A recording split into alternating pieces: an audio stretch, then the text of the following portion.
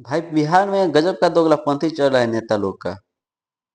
साला जिसको टिकट मिल जा रहा है वो विकास नहीं कर रहा है। झूठा उम्मीद देकर मुकर जा रहा है। कोई काम नहीं।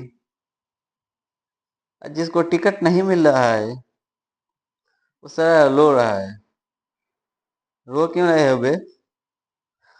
जब टिकट मिल जा रहा है तो काम नहीं कर रहे हो। झूठा उम्मीद देके जनता को वोट ले रहे हो। अब जब टिकट नहीं मिला है तो रो रहे हो।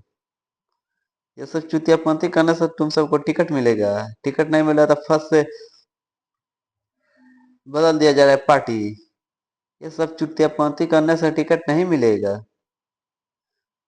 एक दूसरे को टारगेट करने से नहीं मिलेगा टिकट। सारा रोड पे सब रो रहा है, पटा रहा है रोड। ये कहाँ का चुतियापंथी है सब? इसीलिए सारा बिहार बदनाम है।